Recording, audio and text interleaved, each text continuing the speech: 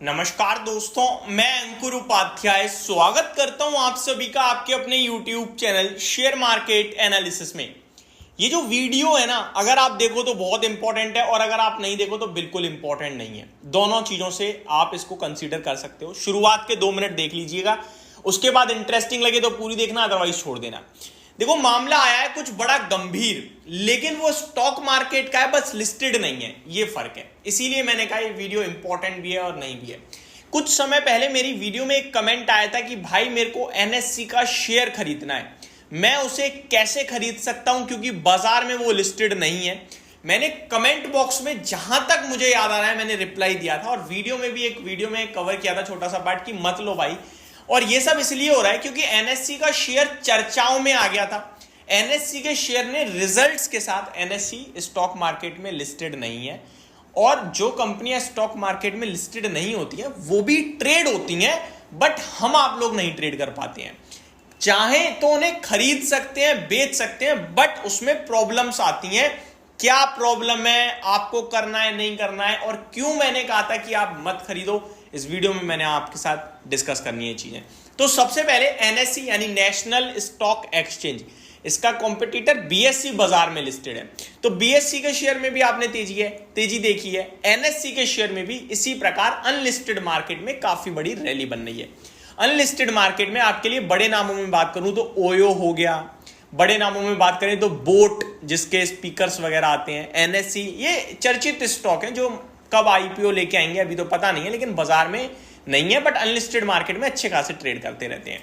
तो एनएससी के शेयर ने रिजल्ट्स के साथ Q4 के नंबर्स दबदार पेश करे, डिविडेंड दिया 90 रुपए प्रति शेयर का, आई थिंक जहां तक मुझे याद आ रहा है, और बोनस अनाउंस करा 4:1 का, एक के सामने 4 share as a bonus company देगी।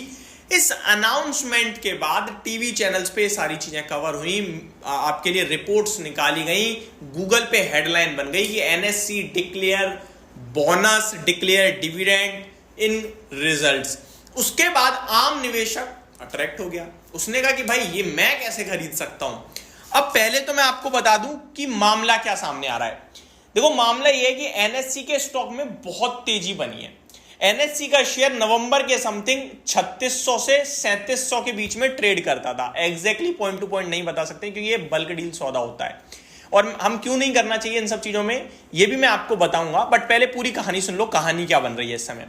नवंबर यानी अब मई चल रहा है तो 5 महीने, वो 6 महीने पीछे एनएससी का शेयर था 3500 से 3700 की रेंज में। उसके बाद फरवरी के समथिंग स्टॉक का प्राइस हो गया आपका ऑलमोस्ट 4200 के करीब का, और अभी मई में ही कंपनी ने बोनस, स्प्लिट, डिविडेंड सब दे दिया और अभी करंटली स्टॉक का प्राइस 6500 का हो रहा है। यानी बीते 6 महीने में ऑलमोस्ट आप कह सकते हो कि शेयर का प्राइस आपका 70-80% भागा है। अब इस बीच में मामला पता है क्या है, पहले मैं आपको अनलिस्टेड शेयर्स की प्रॉब्लम बताता हूं, क्यों हमें नहीं लेना चाहिए। इतना मामला समझ गए ना आप कि स्टॉक का प्राइस भागा है, रिसेंटली एनएससी में बहुत कुछ एक्शन हुआ है, इसकी वजह से रिटेल इन्वेस्टर एनएससी को खरीदना चाहता है बट वो खरीद नहीं पा रहा क्योंकि मार्केट में लिस्टेड नहीं है। बट सौदा होता है, अब कैसे होता है और हमें करना चाहिए या नहीं करना चाहिए इसको बताता हूं, फिर आगे की कहानी कंप्लीट करेंगे। देखो, होता ऐसे है, बहुत सारे ब्रोकर्स हैं जिनके पास आप जा सकते हैं और वो आपको शेयर्स देते हैं, बट यहाँ ऐसा नहीं होता कि भाई मैं 10,000 का लेना चाहता हूं, वो 20,000 का लेना चाहता है, वो 5,000 का। यहाँ एक लॉट साइज होता है, जैसे फ्यूचर में होता है ना लॉट साइज, वैसे यहाँ कैश मार्केट में भी लॉट साइज होता है जो नॉर्मली 1 लाख से 3 लाख के बीच में पड़ता है। किसी का लॉट साइज 1000 शेयर, 100 शेयर का है और भाव जो भी है उससे इंटू करो डायरेक्ट, उतना ही पैसा देना पड़ेगा आपको। इस तरीके से वहां ट्रेड होता है, तो वहां बल्क सौदा होता है, पहली बात। दूसरी बात, जब आप ट्रेड कर रहे हो, जब आप खरीद रहे हो शेयर को, तो आपने लिखित में ले तो लिए शेयर्स। अब आप ऐसा नहीं स्टॉक मार्केट में हम मन नहीं कर रहा है, गिर रहा है शेयर, बेच दिया, 24 घंटे ट्रैक कर लिया, ऐसा नहीं होगा। आपको बेचना है तो आपको बायर ढूंढना पड़ेगा। ये एग्जैक्टली ऐसा होता है जैसे हम घर खरीद रहे हैं, दुकान खरीद रहे हैं, पहले खरीदने से पहले बहुत चक्कर मारने पड़ते हैं, पेपर वर्क होता है, शेयर में आपको घर मिलता है। फिर आपको बेचना है तो आपको चारों तरफ बात करनी पड़ेगी, बोलना पड़ेगा लोगों से, डीलरों से, ऐसे यहाँ ब्रोकरों से बोलना पड़ता है मुझे बेचना है। फिर उन डीलरों को जब कोई बायर मिल जाता है तो वो आपका कॉन्ट्रैक्ट कराते हैं, भाई ये दोनों पार्टी हैं। इसी तरीके से यहाँ भी जब कोई बायर बन जाता है शेयर का तो फिर सौदा होता है। जैसे घर खरीदने में रजिस्ट्री वगैरह होती है, टाइम लगता है, वैसे यहाँ शेयर्स, अनलिस्टेड शेयर को खरीदने के लिए टाइम लगता है, क्योंकि यहाँ पेपर होते हैं, बायर सेलर एग्रीमेंट आता है, उसके बाद एनएससी आता है, सेबी को अप्रूवल के लिए जाता है, और फिर कहीं जाके ये ट्रांसफर होती हैं चीजें। तो ये प्रोसेस होता है, एक घर खरीदने जैसा मैटर है। यहाँ पे लिक्विडिटी बहुत कम है और इजीली नहीं होता है, हैंड टू हैंड नहीं होता है जैसे स्टॉक मार्केट में हो जाता है। हो सकता है इसमें 1 महीना, 1.5 महीना, 2 महीने, कितने भी समय लग सकता है, 2 महीने के अराउंड लग जाता है, 1.5-2 महीने के करीब। अब यह मामला बहुत रफ्तार से हुआ है, नवंबर से अभी तक 6 महीने में 70% बढ़ गया।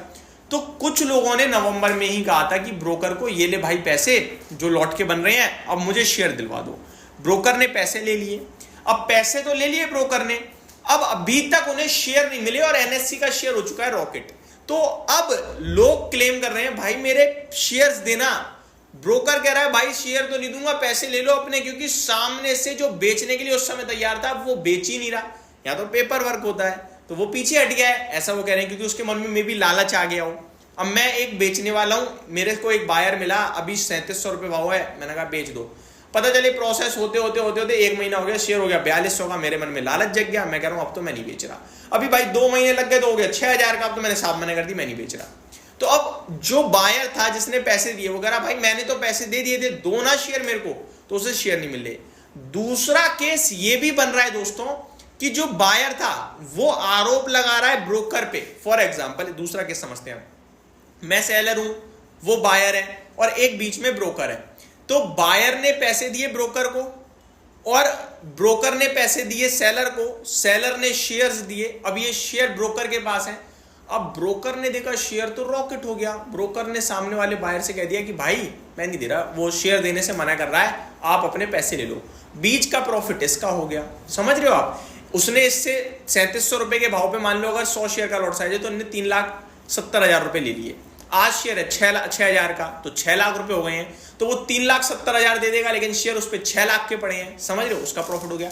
तो ये 2 सिनेरियो बन रहे हैं जहां पे बड़ा मामला हो गया है। तो मैं इतना ही कहना चाहूंगा कि आप अनलिस्टेड मार्केट में क्यों ट्रेड नहीं करना चाहिए, क्या दिक्कतें होती हैं, बाकी डिटेल्स मैंने रख दी हैं, इसका अभी तक कोई भी सॉल्यूशन नहीं निकल रहा है।